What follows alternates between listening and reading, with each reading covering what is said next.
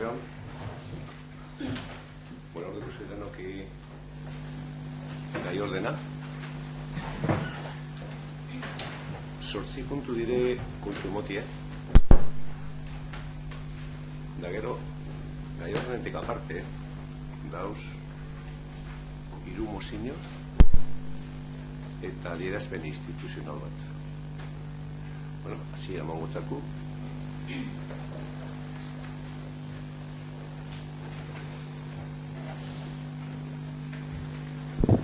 2018ko ekainaren 28an eta uztailaren 4an izandako batzarrei dagozkien aktak onartzea.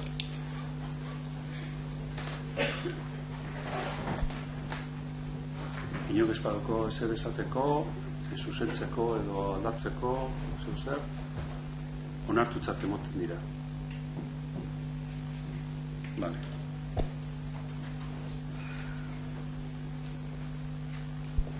Leire Pujana Bidaguren zinegotzi Andreak kargua uzten duela jakitera emotea. Gai honi buruz, esan behar dana da, Leire Bidaguren Pujana Andreak Gernika Lumoko udaleko zinegotziak zinegotzi karguari uko egiteko aurkeztutako idazkia kontuan izan da, udalbatza osoak honen berri izan behar duela eta hartzen den akordioaren ziurtagiria bidali behar da hauteskunde batzorde zentralera. Artikulu horri eutxiz eta zerrendaren urrenkera jarraituz, Maria Lourdes, San Severino Erdai de Andrea izango litzateke honen ordezkoa. Hau guztia kontuan izan da, udalbatza osoa jakitun geratzen da, Leire Bidaguren Pujana Andreak zinegotzi karguari uko egitearen gainean. Hori da, ez da erabak edo bosketarik egin behar, kasu honetan.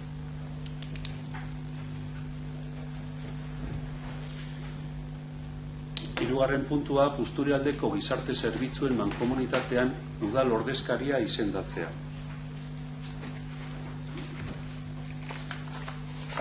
Proposamena da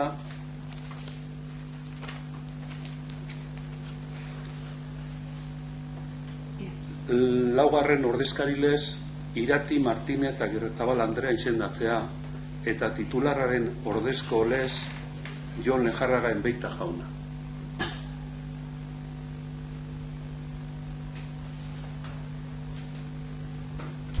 Jonez, izango litzateke Leirek uko hitzen dabelez bere zinegotzi kargua, izten dabelez bere ordez hartuko litzateke Irati titular moduan eta Jon Lejarraga ordezko moduan.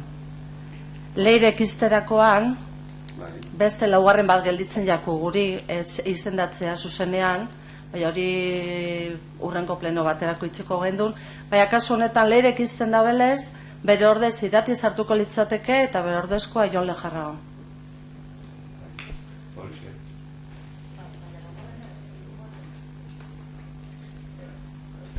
Izanei laugarren nahi eta ordezkoa urrengokoa nahi.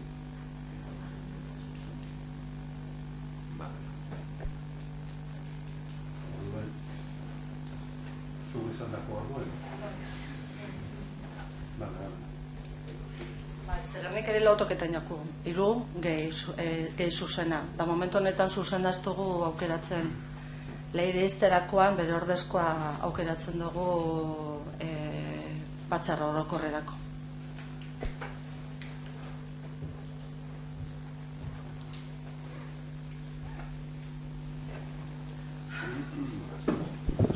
Ondo ulertzeko orduen, Leire Bidagurenen ordez, usten dauenez, kargua, sartuko litzateke Irati Martínez, titular moduen, eta Jon Lejarraga ordezko.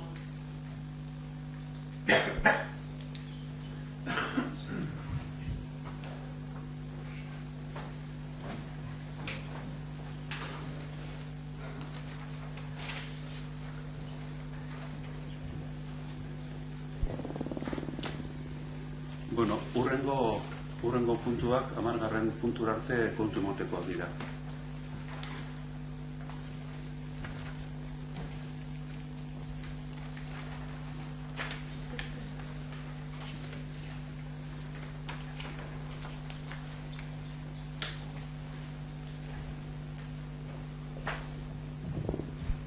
Horrek egon komisioa, eta bat ematek zeuzera pasatzi gure badeu.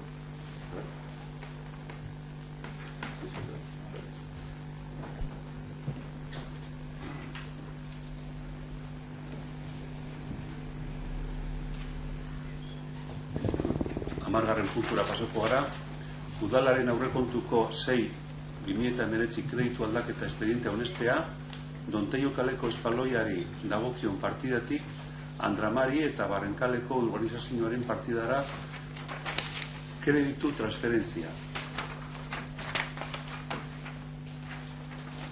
Puntu honi dagokionez, proposamena izango litzateke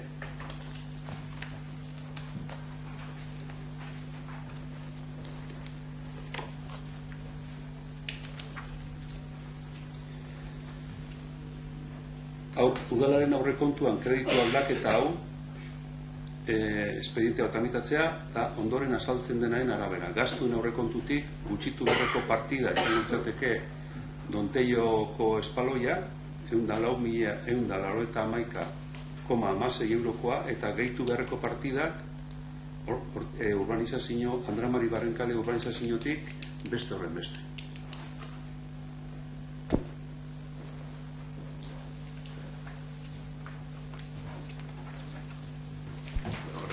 Arritzeko proiektua ja lizitetan aprobezien eta partida bi egon dire, aurrekontuen dauz partida bi. Baina, bizen batu ezkeran partida bize, 385.000 euro pasen. Eta proiektu bizek indirenien, eta lizitazioa eta direnien, 384.000, osea, ez da diruen kontue. Da partida baten egon diela 104.000 Donteiloko aitzeko eta proiektua da 186.000 eta beste egon da 284.000 eta gitxia urtetan deu eta batati bestera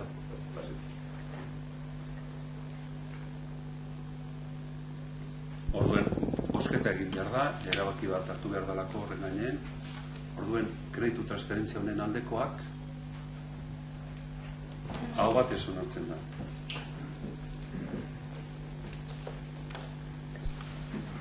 Hamaikagarren puntua da ogasun, kontu eta ondare arloko zinegotxe arduradunaren proposamena Juan Kanzada kaleko 73 zenbakian dagoen Gurutze Gorriko eraikinaren erabilpena Busturialdeko gizarte zerbitzuen mankomunitateari dohainik lagatzeari buruzkoa. Bertan egoitza soziala kokatzeko. Proposamena da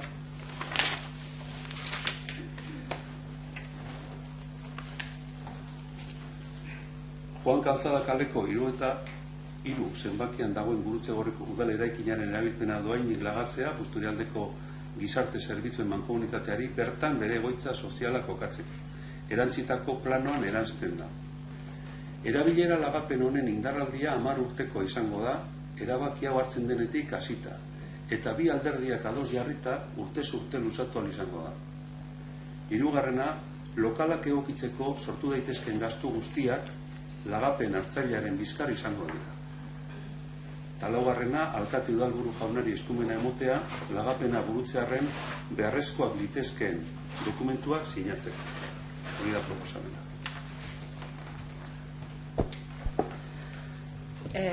Ratxaldean, nire naso gasun zailekoa, baina, nik nahi dutena da portxu bet argitzu zergaiti lagapen hau zergaiti dan edo ez da.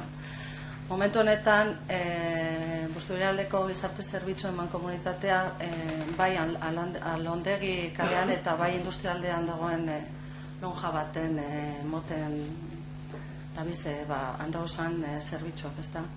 Orduen, lekuek eskasa gelditzu jakuz. Apurtxu bat jakin daizuen, gizarte zerbitzutik emoten dizen zerbitzuak bai dira oinarrizko zerbitzuak, oinarrizko gizarte zerbitzu honek dire, arlo desberdinetan emoten dizen zerbitzuak, bai pertsona adinekoak eta landagiro eta hirigunean bizi direnen zerbitzuak emoten direnak, emakumeak, haurtzaroa, nerabezaro eta familia. Horri dira oinarrizko zerbitzuak emoten direna. Beste alde batetik, bebai emoten dire zerbitzu espezialiatu batzuk. Lege aholkularitza zerbitzua eta gero larrialdietarako harrera etxeak, bai genero indarkeria emoten danean edo larrialdi bat emoten danean, hiru etxe bizitza dauz udal etxe bizitza dira eta kudaketa mankomunidadetik egiten dira. Eta horrez aparte, komunitate arloko esku hartze zerbitzu batzuk emoten dira. Bai, migrazio zerbitzua, parte hartze eta gizarteratze sustatzeko zerbitzua eta oindala gitzitik Gernikak emoten ban, baina oin mankomunitatetik emoten dan prebentzio komunitarioa. Oinarrizko zerbitzuen barne, bebai, etxez-etxeko laguntza zerbitzua emoten da, eta gizarte heziketa arloan eta arlo psikologikoan esku hartzeko zerbitzua. Kasu honetan, gizarte hezitzaile, psikologoak eta psikomotrizitatea emoten daben pertsona espezialiatuak. Orduan, ikusten dozuelez, pilo bat zerbitzu emoten dira. Eta gaur egun dagozan lokaletan, maiko eskaz gilditzen dira eta txiki. Gainera horretariko bat, mankomunidade momentu honetan elokailu bat ordantzen dabil. Orduan, ikusi dugulez, Juan Calzara 76. Zenbakian dauen eraikuntza, udal eraikuntza hori, orain arte, gurutz gorria ditzen jako jentea jakin da izen zein dan, ezta? Orain arte, Ambuiberika eta Larrialdietako zerbitzuak egon dira, ambulantziak, bai? Eta hortik joan egin dira. Jakin da izan bebai, leku horretan famili topagune zerbitzua dagoela. Eusko Jaurlaritzak emoten daben famili topagune zerbitzu. Zando dalez ambulantzianek hortik joan dira Gipuzkoa kalera eta udalerakin hori utzirik gelditu da. Orduan, mankomunitatetik egin zen proposamen udalari izan zen, lokalbi honetan hainbat zerbitzu emoten dira eta eskaz gelditu dira momentu honetan eta ez dut esan, baina momentu honetan 19 udalerriri moten jakie zerbitzu honek urtarriletik aiangit sartu zen mankomunitatean, txiki gelditzen da eta proposamena izan zen udaletzeari erekin hori utxik gelditzu danez, edo erdi utxik gelditzu danez, zerbitzu honek ara pasatzea. Eta, jakin da izun apur bete historia zer dan edo zer estan lagapen neri buruz. Ana kontu explique du, baina nik erderaz esango dut. Es el edificio de la Cruz Roja, que en Gernika siempre se la ha llamado así, o durante muchos años, y es para centralizar todo lo que ha dicho Ana, ¿no? Todos los servicios que se dan en ese edificio. Ese edificio quedó vacío porque ahí estaban el tema sanitario que está puesto por el gobierno vasco, de veterinarios haciendo análisis de agua y cosas de este tipo y muchas cosas más. Entonces, ¿qué hicieron? Ellos se pasaron al edificio de Udechea. Entonces ha quedado vacío y es propiedad municipal. Y entonces la mancomunidad, con esas necesidades que tiene y con esos servicios que da, pues se habló y se miró que ahí se podía poner todo. Pues se hace un convenio para 10 años, renovable cada año, y la propia mancomunidad hace el mantenimiento del edificio y creemos que va a estar mejor que como está ahora, diversificado, centralizado. Eso es lo que se va a hacer y eso es lo que vamos a votar.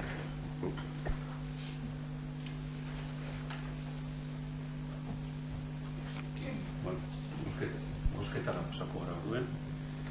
11. puntuaren aldekoak hau batez onartzen da.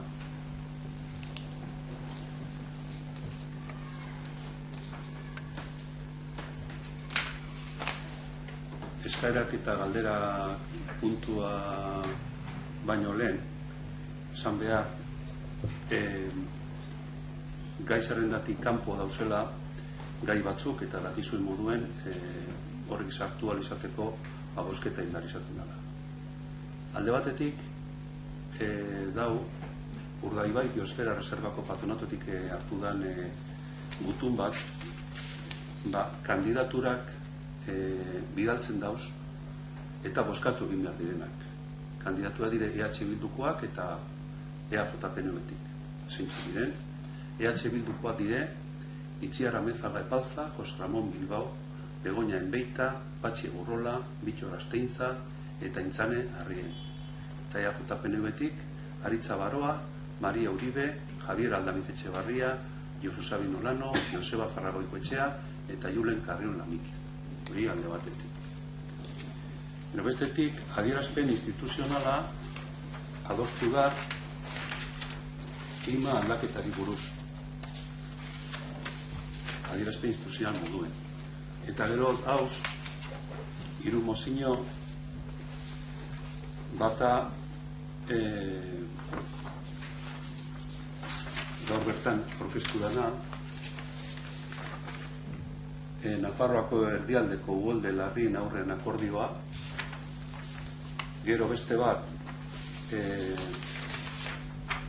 pentsio mugimenduaren mozio bat, eta azkenik Jon Iñaki Alkortak aurkeztu dauen metaleko grebari buruz.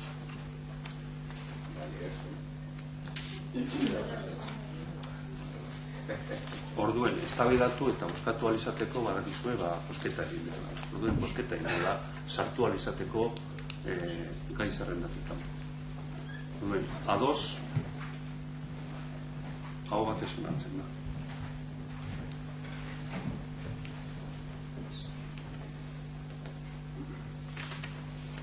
Orduen, pasako gara lehenengo puntutik. Urdaibai Biosfera Erreserbako patronatoko gutuna dela eta lehen irakurri ditudan kandidaturak dauz, EH Bildukoa eta EAJ-PNV-koa. Orduen, EH Bilduko kandidaturan aldeko botoak zeintzu dire. 7. EAJ-PNV kandidaturaren aldekoak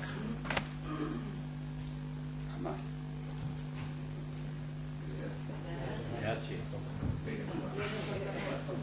Bueno, claro.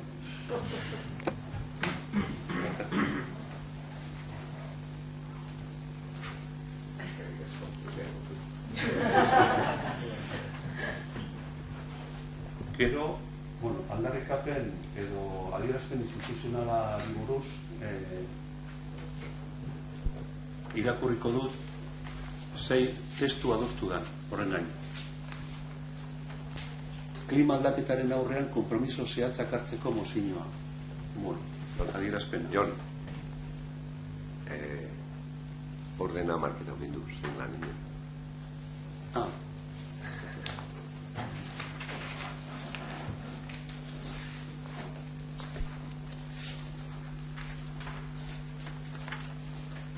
Gernika Lumoko udalari Nafarroako erdialdeko uholde larrien aurrean akordioa.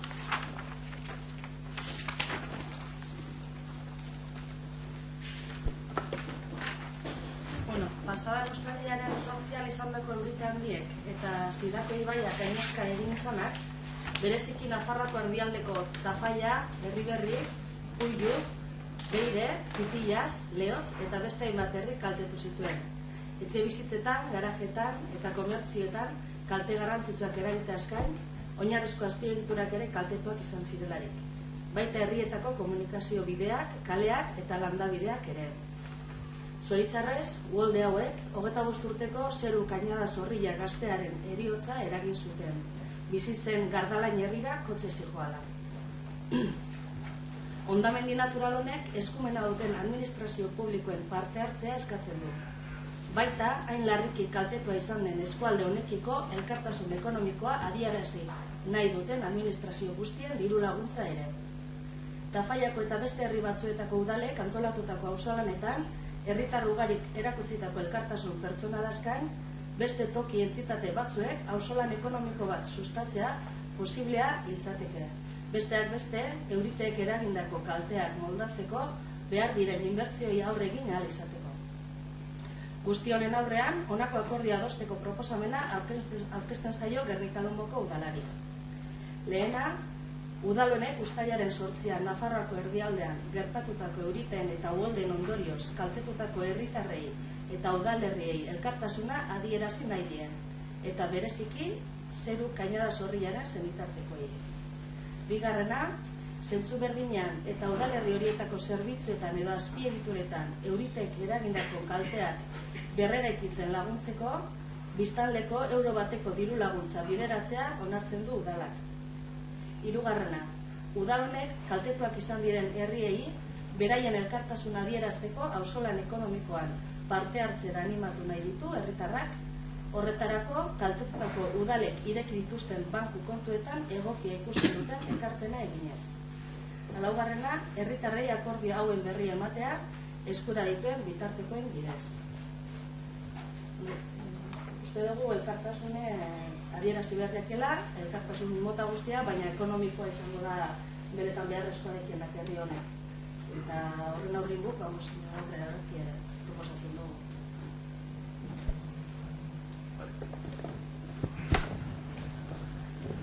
Bueno, Bebai, hemen esan dugu, biztanleko euro bateko diru laguntza alan onartu zalako, baina pentsaben duen 10.000 euroko laguntza bat nahikoa izan dekela.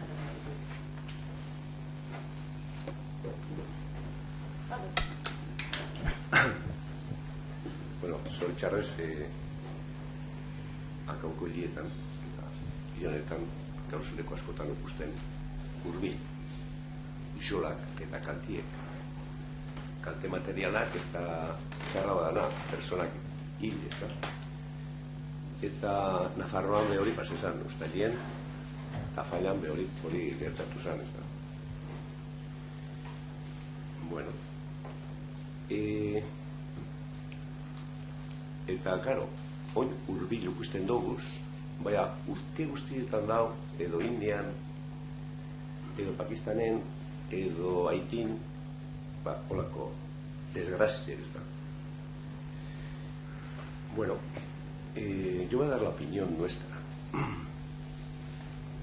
Últimamente, con la famosa gota fría, que se llama, ¿no? Climatológicamente, vemos que en muchos sitios, en muchos pueblos y ciudades, pues unas cosas que dan miedo. En Guernica pasó hace 36 años, el 26 de agosto de hace 36 años, pasó lo mismo, Guernica, Bermeo, en Euskadi. Y, pues claro que tienen muchas pérdidas, es una lástima que ocurran estas cosas, pero así es este mundo. Y lo peor no son las pérdidas materiales, son las pérdidas humanas, como ha ocurrido en Tafalla de Julio, que una persona de 25 años, pues, falleció.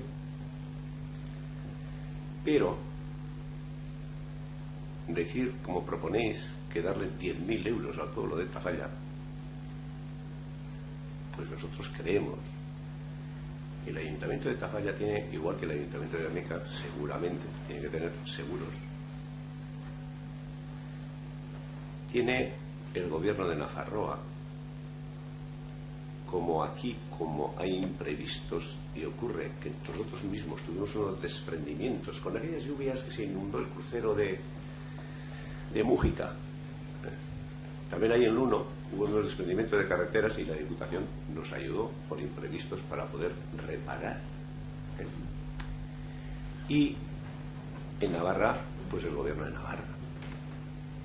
Pero así todo, aún más, si es declarada zona catastrófica, que habrá muchos sitios donde van a declarar, posiblemente también ahí, pues el gobierno central también participa en sufragar esos gastos. Y luego hablan con los consorcios de seguro para que a la gente privada también ayudarles.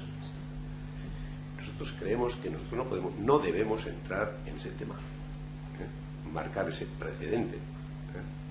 Nosotros creemos y deseamos lo mejor para la gente de Tafalla, y por supuesto para el ayuntamiento también, y a quien dirige el ayuntamiento, pero creemos que para nosotros están, repito, seguros, gobierno de Navarra, gobierno central, hasta la Comunidad Económica Europea, en algunos casos si son catástrofes grandes, pérdidas grandes, ayudan. Entonces nosotros no vamos a aprobar, no vamos a votar a favor de esa moción. Sintiéndolo mucho, no, lo pasado, y es triste ver esas cosas, y sobre todo, como he dicho, cuando hay personas que han muerto como ese joven que murió.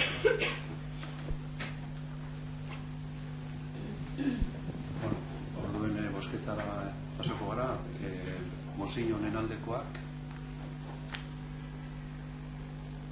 kontrakoak,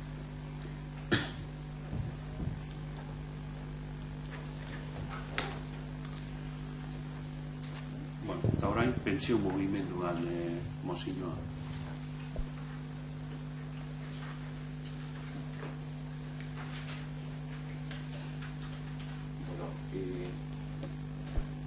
Miguel Goxina honaz bat hartute ordezkarzekaz, Luis eta Latxiondo. Latxiondo. Bai. Eta gero arratzan ditu, bai, ongara. Eta, adostu dugu, eta, euren Nadales, pozinoa, euren dengo de aurkezpena, zuen badeko segurko zer, bai, etxeko bat, zuna bat, bai, zuena da, berbie. Aldez aurretik, mila esker, guzti hori, gure mozio hau, entzutea gaitxik, eta bierra da, eztabaidean hartzea gaitxik. Irakuntzera noa mozioa, buelta dizia duen gabe. Pentsio mugimendua kalean dago 2018ko urtarrilaren 15-etik. Denbora aurrera doa, hauteskunde mota asko egin dira azken garaian, eta gure mobilizazioaren lortutako emaitzak ez dira sendotu. Prekaritatea eta pentsioen murrizketa ekarri digun lan eta pentsioen erreformak indarrean daude, baita bere ondorioak. Gero eta adineko pertsona eta jubilatu gehiagok osatzen du gizarteak baztertuta dagoen multzoa bizitza duin eta autonomoa izateko aukerarik gabe. Dagoeneko, promesek aspertzen gaituzte eta ekimenak nahi ditugu. Gure aldarrikapenek, behingoz, erantzuna jaso dezaten nahi dugu eta erantzun horiek bete daitezen. Behar den dirua bideratzea behar dugu eta legalki betirakotzea guretzat eta etorkizuneko belaunaldientzat. Gure eskakizunak oinarrizko justizian errotu eta gizarte demokratiko eta bidezko baten konpromisoan oinarritzen direla uste dugu. Horregaitik, erakundi municipal honi eskatzen diogu. Pentsiodunen mugimenduaren aldarrikapenak bultzatzen hala nola. Bat, pentsioen banaketa sistema publikoa eta pentsio duinen defentsa egitea. Bi, Europako gutun sozialaren eskaerak bete eta diru sarrera nahikoak ezartzea, hau da, lanbide arteko gutxiengo soldata 1.200 eurokoa. Gutxiengo pentsioa 1.080 eurokoa. Pentsioen igoera automatiko eta iraunkorra izatea gutxienez eguneroko bizitzaren garestitzearen araberekoa. Hiru, prekaritatea ugaritu duten lan erreformak eta 2011 eta 2013ko pentsioen erreformen alde kaltegarrienak ezabatzea. Lau, soldata eta pentsioen generoko arrakalekin amaitzea.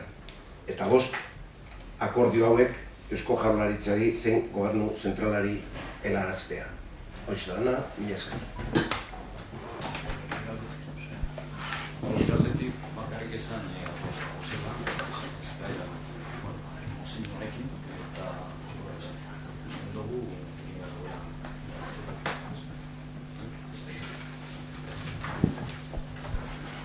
nik lehenengo esan,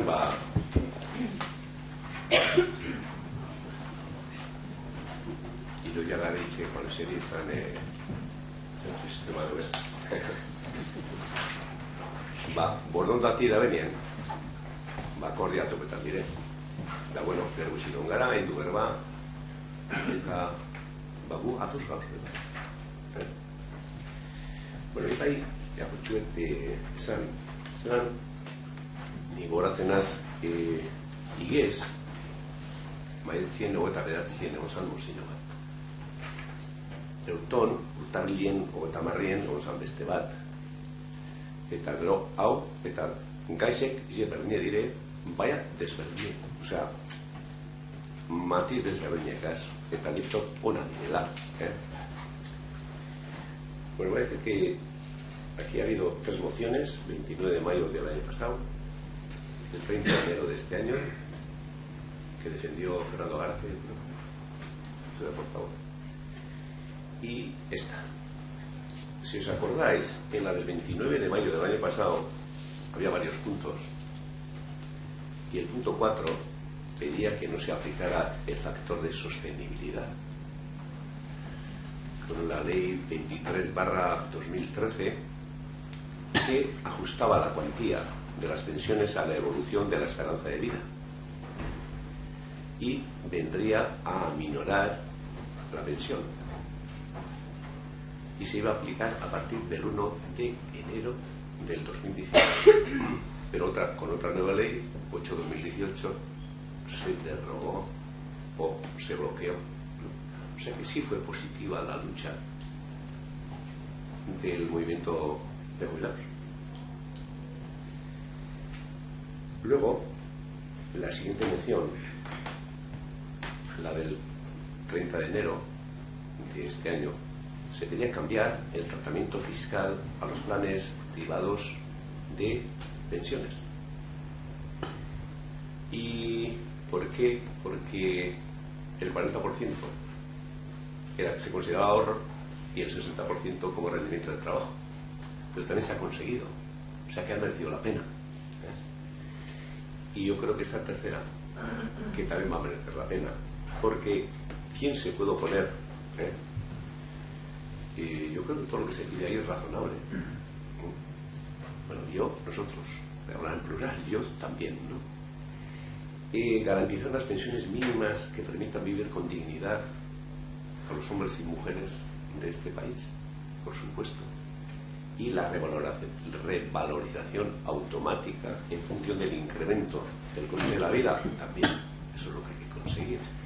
Y si, después de la primera moción, el factor de sostenibilidad se bloqueó, se paró, y en la segunda moción, pues ese 60% que tenía que como rendimiento de trabajo también se quitó, pues espero que esto sea también positivo y ayude. Y aprovechando, como había una moción inicial que luego hemos acordado, hay 2 o 3 cositas, decir que algunas cosas que se pedían, por eso se ha quitado en esta comarca y en otras, y el Ayuntamiento de Gernika ya cumplían ya asesoramiento jurídico, porque en la Mancomunidad de Servicios Sociales, donde Gernika tiene la presidencia, pues hay una abogada que atiende los diversos casos que hay allí, de todo tipo. Y además, que creen que este ayuntamiento no participa en los temas sociales. Sí. Algún día habrá que hacer una lista. Ana es la que lleva, la presidenta del tema de los asuntos sociales. Recordar que el año 2018 a la Mancomunidad de Servicios Sociales, para ese tipo de ayudas que eran necesarias, el Ayuntamiento de Gernika puso 828.464 euros. Y que este año, de momento, tenemos el presupuesto que aprobamos en el mes de julio, son 675.202. Y que seguiremos en esa línea. Y si fuera necesario más, no haríamos otras cosas, pero sí queremos ayudar a los hombres y mujeres y familias de Gernika y de la comarca, porque la comunidad ayuda a todos. Y bueno, pues eso, que vamos a votar a favor y que después de los fructíferas que fueron las 2 primeras mociones, a ver si hay suerte. Da suerte y es que recasco.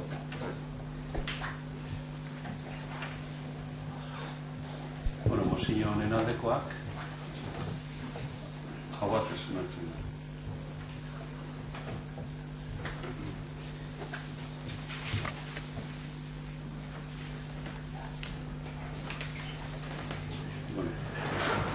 Orain klima aldaketaren aurrean konpromiso zehatzak hartzeko adierazpen instituzionala. Zioa, larrialdi klimatikoa datozen urte eta hamarkadetako agenda baldintzatzea etorri da, gure ongizatearentzako mehatxu nagusienetarikoa baita, benetako zibilizazio erronka bat. Mundu mailako eta Euskal Herriko egoerak eta joerak ez du baikortasunerako tarte handirik ikusten, are gutxiago geldotasunerak. Gazteentzako dagoeneko kezka nagusia bihurtu da eta ez bakarrik larrialdia, baita gaiari ematen zaion erantzun politiko eskasa ere. Azken urte luzeetan, komunitate zientifikoak aldaketa klimatikoaren bilakaeraren inguruko abizuak eta jakinarazpenak igorri ditu.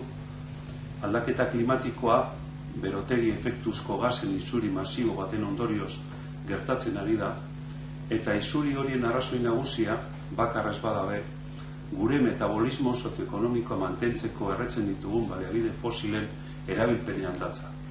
Aldaketa klimatikoa beraz, guk eragiten dugu nagusiki, eta dagoeneko ondorioak atzematen hasiak gara.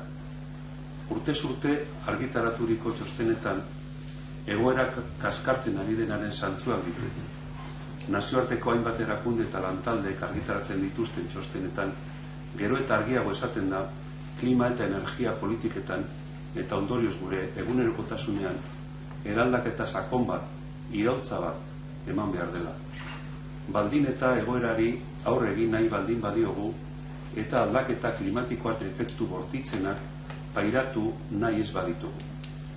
2018ko urrian, IPCC klima aldaketari buruzko gobernu arteko taldeak plazaraturiko txosten berezi batean tonu altxasuen indarrean dauden politikek behar besteko ambiziorik ez dutela salatuz eta elektrizitatearen, nekazaritzaren, garraioaren eta industriaren sektoretan aurrekaririk gabeko aldaketak eskatuz. 2018ko azaroan, Nazio Batuen ingurumen panelak aditzera emandako txostenak egoera larria dela ohartarazten du. Esfortzuak areagotzen ez badira ondamendira goazela azpimarratuz. Gaia, bere osotasunan ikusirik, argi dago ataka batean gaudela eta orain arte proposatu eta egindakoa berraztertu beharrean gaudela. Ahal dela eta industria iraultza aurretiko egoerarekin alderatuta 1,5 gradu zentigradoko temperatura igoera ez gainditzea helburutzat zuen 2015ko Parisko akordioa betetzeko, orain arte emandako pausoak guztiz ez nahikotzat jo beharrean gaude. Hasieran genion bezala, zibilizazio erronka baten aurrean gaude, eta aurrez aurre Jaurlaritzaren eragin esparru eta ahalmenak gainditzen dituen lanak baditugu be, egoerak partekaturiko esportzu bat eskatzen da.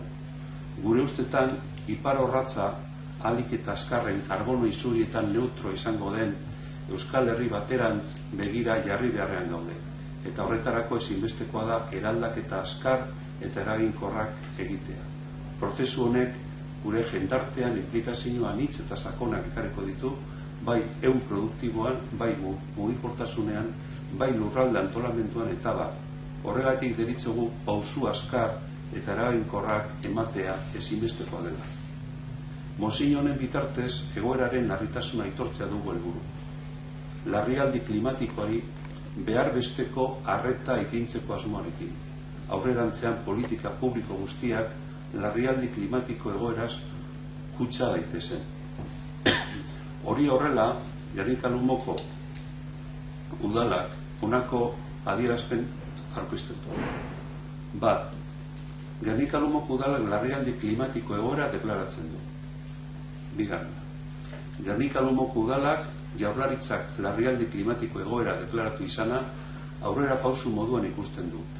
Orain, erronka honi aurre egiteko beharrezkoa den karbono gabetze prozesua 2040 urtera aurreratzeko moduko plangintza eta politikak abiatzera premiatzen ditu. 3. Gernika-Lumoko udalak Jaurlaritza aldaketa klimatikoaren eraginez pairatuko ditugun ondorioetara egokitzeko neurriak hartzera premiatzen du.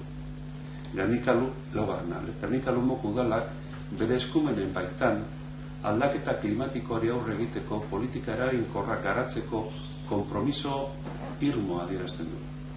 5. Gernika-Lumoko udalak aldaketa klimatiko eragiten duten udal eskumeneko faktore guztien inguruko diagnosi bat eta 2019 jasangarritasun energetikoaren legearen garapena udalerrira egokitzeko hurbilpen lan bat egingo du legegintzaldi honetan zehar. 6. Gernika-Lumoko udalak udalerriko egoeraren diagnosia kontuan hartuta prozesu parte hartzaile bat abiatuko du herritarren, auzoen eta beste edozein eragileren ekarpenak barne bilduko dituen plangintza bat osatzeko legegintzaldian zehar.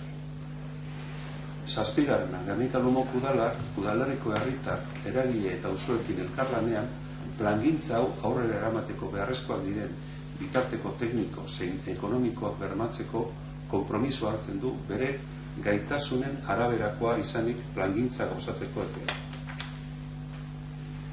Gernika-Lumoko udalak bando baten bitartez emango dien mozionen berri herritar auzoei. Gernika-Lumoko udalak Bizkaiko Foru Aldundiari, Eusko Jaurlaritzari eta Espainiako Trantsizio Ekologikorako Ministerioari bideratuko die onartutako mozio. Adierazpena. Hori da, deklarazioa.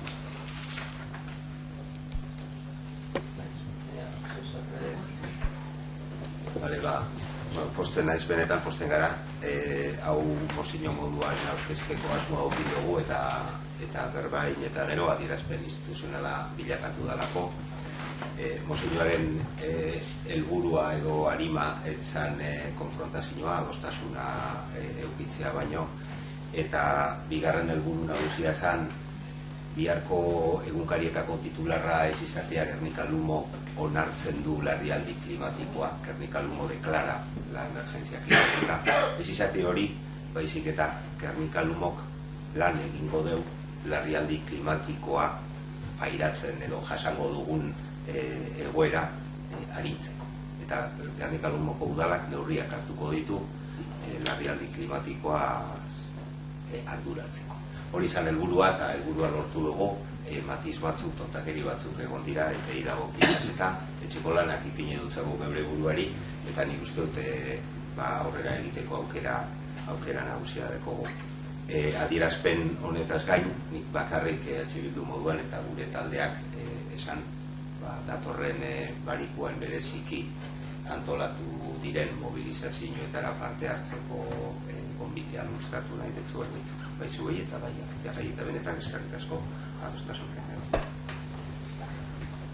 Bakarrik esateko beti gauz prest danon artien lana hitzeko eta aldatu dugu zen gauzak izan dira aurrekontuaren gauzaitzik, baina bai hartzen dugu konpromisoa datorren aurrekonturako partida bat sartzea, plangintza hau eitzeko eta prozesu parte hartzaile eta badakit zuen laguntza lortuko dugu. Eskerrik asko. Eta orain Jon Iñaki Alkorta-Gandiak aurkeztutako mozioa metaleko arazoari buruz. Aurkeztu danien, bai eskatu dugu hitzei. Gu beste mozioa dut modu, 3-4 minutu aurkezteko eta esateko edo eztabaidan zure sartu. Eztabaida hemen egongo da, egon bihar badu. Osea, berri dugu. Bai, argipen bat, nire izen izartu, gobernamentak izen izartu izalako, sindika o mozio hau dago babestuta 4 sindikatu nagusi, Bizkaiko metalean gagozen sindikatuak, ordena ELA, Komisiones LAB eta UGT, hori da mai negoziatzailea alde sozialarena, horren babesa dauka, sinadurak horren dauzka, eta bebai lortu dugu beste sindikatu danak babestea, hau da, sindikatu txikiagoa, maian ez dagozenak babestu dabe mozioa. Orduan, izan alta, sindikatu danan izenean planteatzen dara, bai? Eta Gernikara ez gatoz, Gernikara etortzerren. Erabaki bat hartu da, eta da Bizkaian industria gune, izan herrixetan sartzea, 11 herritan sartuko da mozio hau, eskualde bakoitzean bat bi, eta gero Bizkaiko juntetan. Bere tramitea egingo dau, herri bakoitzean.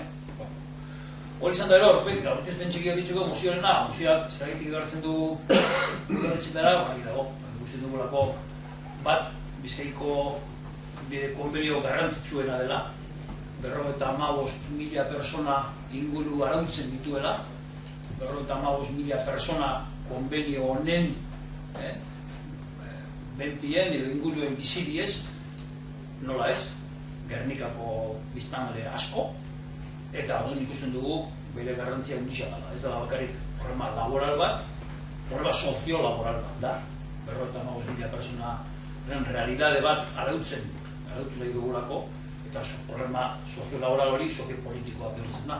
Erabaki politikoek aldaketak ekarri daitezkelako bide honetan. Horren ezabe bai, realidadea dela, zoritxarrez, daukagu konbenio bat 2003koa, momentu horretan indarrean. Hau da, pentsatu dugu Bizkaiko konbeniorik garrantzitsuena izan behar dela ez dakiz zer, eta realidadea da 2003ko konbenioa daukagula indarrean. Hau da, 16 urteko konbenioa, 16 urtetan bizitzak eman duen evoluzioa ikusita, konbenioa ez da lortu eguneratzea.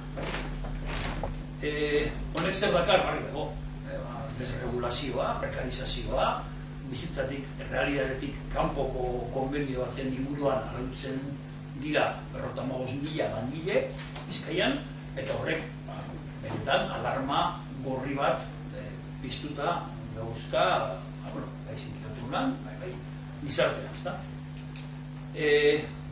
Hor barruan, bezere, esan behar dugu, desregulazio honek gaur honean, metalean kontratatzen diren batez jende gaztea, ez gaztea danak, kontratazioa ez delako gazteena bakarrik. Baina jende gazteak, 180 kontatu eventuala da. Ez dugu igotzen, kontratazio berrian, 180 kontratazio eventuala da. Egun, estabilizazio baterako, oinarririk ez dago, etorkizunean.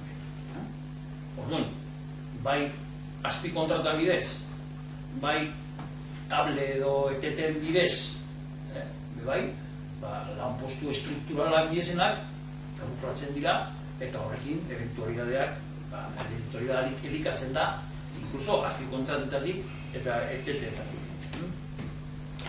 Emakumearen egoera sektorean, esan beharrik ez dago, eta sektore klasiko bat, gizonezkoena, baina garaia da, tendentzia berri batzuk ipintzea eta berdintasuneko inguruan realidade berrietara eguneratzea eta araudi berriak egitea. Horretarako ezinbestekoa da konbenioan artikulatuak, klausulak eta berriak sartu behar dira eguneratzeko emakumearen realidadea eta berdintasuna sektore honetan ere aurrera jondarin. Soldatetan zer esan, gaur egun pertsona bat kontratatu ahal du metaleko enpresari batek 1.000 euroaz. Ikusi behar dakigu, gaur egun 1.000 euroko euristak zain dizenak, zetorkizun dauden gizarte honetan, ezin dagoelako zerri. 1.000 euroaz ezin dira bizi, bizitza bat ezin dago realizau, bizitza ezin dago garatu, eta orduan, gaurkotu beharreko derrigorrezko beste gauza da. Negoziaketa 2018ko otsailean hasi ginen. Jadan hau urte kardi pasau negoziaketa. Eta ezin dugu, mendik inora, gure perspektiba honek, realidade hau, eguneratze hau, ekarri, patronala bukatzen dago. Patronala komodo dago dagoen lekuan, komodo dago kontratu merkeak egin alda bezalako, eta komodo dago gaukan realidadekin. Dau aldatzea, izugarrizko paret bat dago aurrean, urte terdian hori erakutsi behar eta ez dugu zer dugulako. Sindikatu, danok zer dugulako, gauza bera. Horren realidade honen aurrean, 5 greba egin direz, greba horrek oso gogorrak izan direz, erantzun handia onda, baina beste gertakai asko egon dira tartean. Orduan, realidade horren aurrean, eskatzen dugu zena da, plenoetan 3 punto onartzea. Punto horrek irakurringo ditut, ez da ginegoan interpretaziorako tartu. Bale, bat, instituzio hau, harremanetan jarri dadila FEBEN, patronalarekin, eta gure herriko metaleko langileekin bizi duten egoera prekarioa gainditzeko, negoziazioetan aurre egiteko eskatu. Soldatetan, lan jardunetan, kontratazio ereduetan, subrogazioan, lan osasun neurrietan eta berdintasunean. Bi, adierazpen instituzionala publiko egitea eta egoera honi sufritzen duten langilei babesa ez ezik, datozen mobilizazioak babestu eta bertan parte hartzera dei egin dezatua. Azken greba egunetan, sufritutako errepresioa salatu eta zauritu, atxilotuak babesa adieraztea. Horrek izan gutxalez, 3 punto eskatzen duzunak, Bizkaiko 11 herri eta juntetan hartzea. Bueno, gu sindikatuek sartutako mozinari dagokizunez, gure aldeko bozkia adierazi nahi dugu. Era bat ados gaur sindikatuek eskatutako 3 puntuekaz. Uste dugu instituzioak ezin dugu lehez ikusi zenai, hainbeste langile eta familiengan eragin zuzenadeko gatazka honen aurrean. Bestalde batetik, guk argiako langileen alde lerrokatuko garela, uste dugulako metaleko greba besteko arrazoiek zorran dozela, jo Iñakiek azaldua dezen dugu. Eta amaitzeko, gure babesa adierazti nahi zaue, zauritu eta atxilotuei, lan gatazka konpontzeko errepresioa inoiz ez talako izango irten bidea. Gure kasuan,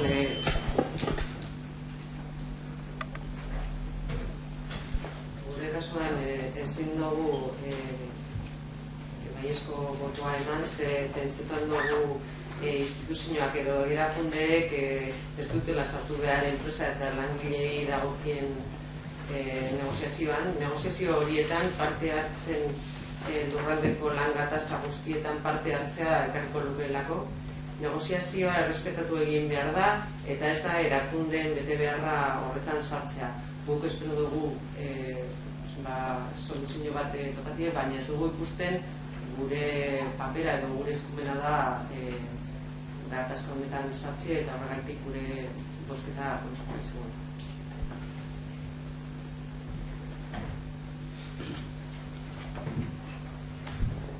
Mozio honen aldekoak, kontrakoak,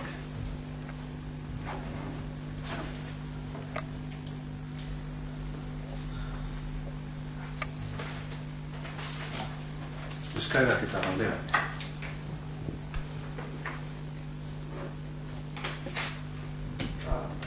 Nik bakarrik gogoratu nahi dute Barikue, iraiak 27 gure herriaren historiaren bilakaera ikusten dela egun horretan.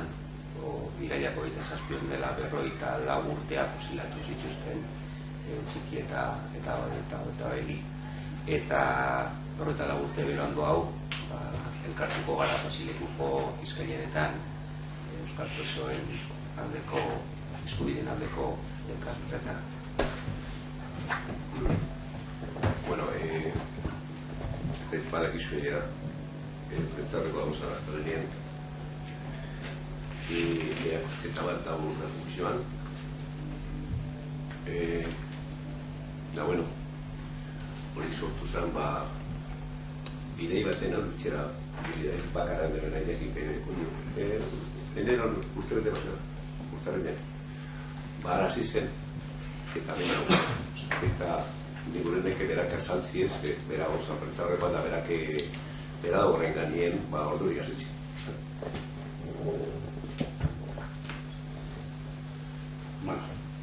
Bueno, el 1 de octubre se inaugura la exposición que lleva por nombre o título Campo Nazi Alemán de la Muerte. Campo Nazi Alemán de la Muerte. Bueno, además de una exposición, es un proyecto educativo para jóvenes. A partir del 3 de octubre y a lo largo del curso lo visitarán alumnos de secundaria de Vizcaya, Álava, Guipúzcoa e Iparralde principalmente, aunque luego cualquiera que desee visitar la exposición podrá hacerlo, claro. Bueno, esta exposición o proyecto educativo, como digo también, permitirá a los profesores introducir a los estudiantes a la historia de Auschwitz, del Holocausto, de la Segunda Guerra Mundial. Es una exposición producida por el Museo Estatal Auschwitz-Birkenau y podemos decir que este va a ser su estreno mundial. La exposición consta de fotografías, documentos históricos, inéditos algunos de ellos, pinturas y dibujos realizados por presos de Auschwitz. Abarca desde los años 30 hasta el año 45 y se complementa con talleres de sensibilización y un cuadernillo interactivo que lo que hace es acercar o intenta acercar experiencias de las víctimas al espectador. La entrada será gratuita, eso sí hay que reservarla con antelación en la dirección www.auschwitz.online. Y bueno, pues nada, pues decir que quedáis todos invitados el día 1 a las 11 en Astra. Y bueno, así como quizás es decir que entre otras personalidades estarán también, acudirán a la inauguración la embajadora de Polonia y el director del Museo Estatal Auschwitz-Birkenau.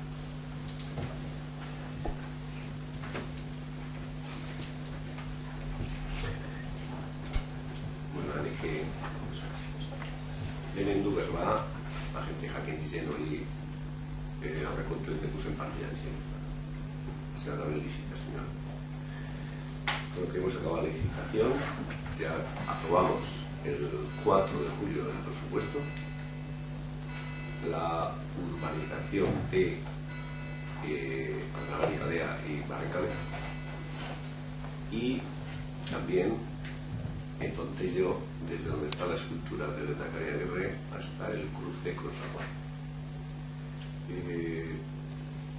Esa zona, pues en algunos tiempos hacen así, en una zona concreta, pues al hacer la edificación hicieron los pilotes y las cabezas de los pilotes dejaron como dejaron, y hay una pendiente, ahí es una zona de mucho flujo de gente, y bueno, y esperemos que quede bien. Lo que pasa es que ahora se va a licitar, pero las obras pues no sabemos por qué. Sabéis el proceso que lleva, se saca a licitar, periodo de tiempo, se presentan las empresas, la mesa de contratación. Bueno, pues no sé si podemos empezar dentro del año, pero podemos quedar adjudicado y será después. Y decir también que en Urbieta, en la zona deportiva, estuvimos barajando otras cosas antes, pero al final, el otro día hemos aprobado el proyecto de Evo Zelaya. Sabéis que Evo Zelaya, que es el campo de fútbol, no el que juega Guernica Mayor, sino el otro, pues lleva años, 4 o 5 años, pues con problemas. Cada vez que llueve, pues no se puede jugar. ¿Por qué? Porque tiene hundimientos y se acumula mucha agua y se suspenden los partidos. O sea que es algo que tiene el Leitasuna tener prioridad. Entonces aprobamos el proyecto que ronda aproximadamente, no sé la cifra exacta por 100 euros, pero vamos a ver 343.000 euros. Se aprobó el miércoles anterior. Y tenemos previsto eso que dice Costas, que hay que derribar, y Ura también, las gradas, que hemos hablado más de una vez aquí, pero derriba aquellas gradas, ya está encargada el proyecto.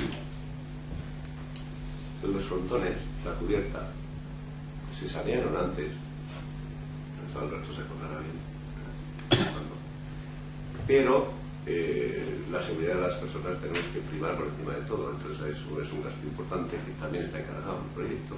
2 pistas de pádel y el campo de rugby, pues hace una buena actuación porque le faltan drenajes, los drenajes que tenía están obstruidos, y también está en marcha la valoración. Entonces, con idea de el año que viene, si es posible, hacer un campo de entrenamientos y poder conservar en buenas condiciones ese campo de hierba natural y que sirva para los de rugby y para los de fútbol. Bueno, pues eso, que el campo de fútbol ya está. Nos falta volver a pasar por la comisión de gobierno y luego pues ya sacar la licitación. Pero también tenemos una reunión pendiente con Costas que es que termina, porque antes no permitía.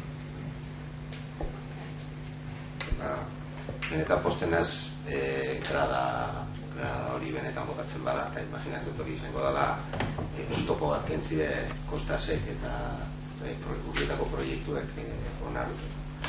Beti ongo gara urbietan behar diren moduko instalazioa ikitzaren alde, bakarrik izan hango klubek eta hango erabiltzaileek eta ados badauz kupesteko zer esanik eta aurrera. Baizu diozunez, Kostasegaz hori konfondu dugu, zenetik bagara izten, eta horretara eskatuko zako dugu bai, zehatza legezkampo inde dago, goña mai urte edo zen bat, edo legezkampo permisio bai. Eta bete eskatzen hori, oikoaren gontako proiektu hori eureri bialdu, bengo dizien bai permisioa kentzen. Gaia lehentzen badu zeurekaz harremanak. Bueno, beste bai.